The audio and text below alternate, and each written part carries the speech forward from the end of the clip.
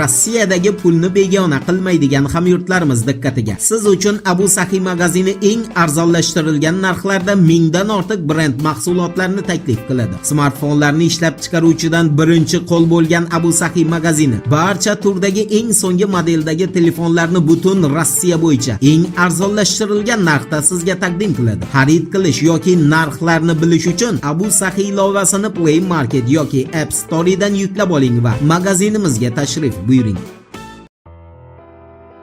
Assalomu alaykum qadrdon muxlis. Siz bilan siz bilgan va kutgan kanal Turfoli. Germaniyani Bild agentligining 27-yanvar kuni xabar berishiga ko'ra, Rossiya prezidenti Vladimir Putin endi tanklarni Ukrainaga bergani uchun Germaniyaga qarshi urush e'lon qiladi. Bild agentligiga ko'ra, Rossiya hozirda Germaniyaning qurol zaxirasi Ukrainada o'z yakuniga yetganidan xabardor va Putin bu safar Germaniya bilan aniq hisob-kitob qiladi. Bildni o'z mamlakati armiyasini tahlil qilishiga ko'ra, Rossiyani bu safargi Germaniya bilan hisob-kitob urushida yadro urushi qo'llanmaydi. Boisi Rossiya Germaniyani yadro qurolisiz ham mag'lubiyatga uchrata oladi. Xo'sh, shunday ekan, nima uchun unda Putin salkam 1 yildan buyon qo'shnisi Ukrainani qo'lga ola olmadi yoki bosib ola olmadi degan savol tug'iladi. Bunga javob juda oddiy. Bild agentligining yozishiga ko'ra, Ukrainada urush boshlangan kundan e'tiboran Rossiyaga qarshi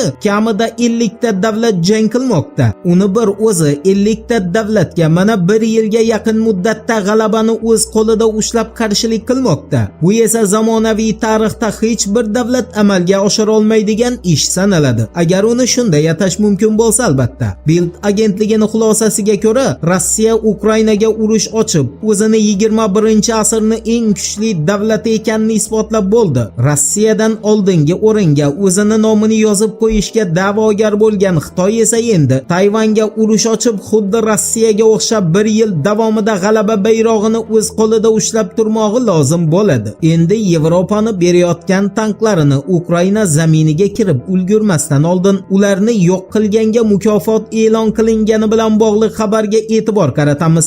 RBK agentligining xabariga ko'ra, Rossiyaning Forest kompaniyasi 27-yanvar kuni Ukraina frontida 1-Leopard va 1-Abrams tanklarini yo'q qilgan askarlarga mazkur tanklarni har bir donasi uchun rasman 5 million rubl miqdorida mukofot e'lon qildi va keyinchalik, ya'ni bu tanklar jang maydoniga kirib bo'lgandan keyin ularni yo'q qilgan askar yoki zobitlarga 500 ming rubl miqdorida mukofot berilishini ma'lum etdi. Bundan kelib chiqadiki, Rossiya armiyasi allaqachon g'arb tanklarini kallasi uchun mukofot e'lon qilib bo'ldi.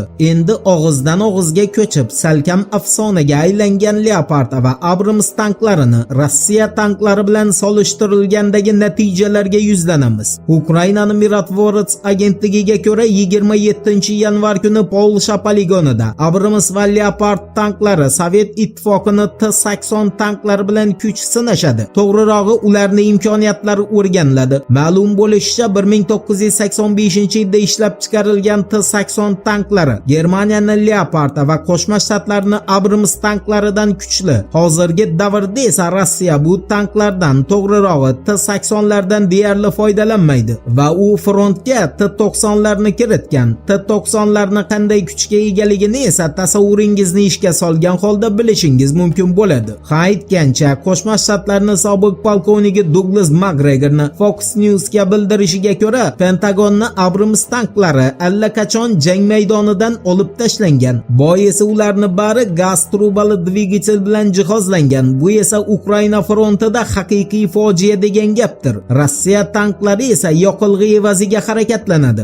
Abramslarning dvigateli aslini olganda Douglas Macgregorga ko'ra faqat va faqat reaktiv samolyotlarga qo'yiladi va ular yerda harakatlanish uchun moslashgan emas.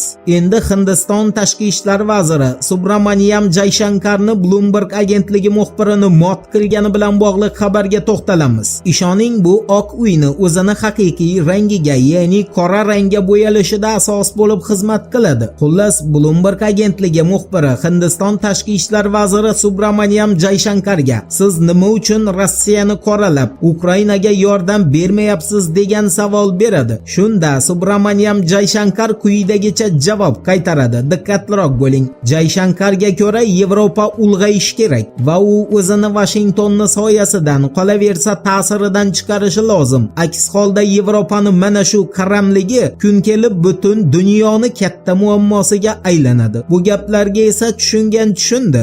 Voqealar rivojini birgalikda kuzatamiz. Turfa bilan qoling. Siz kutgan kerakli ma'lumotlar hali oldinda.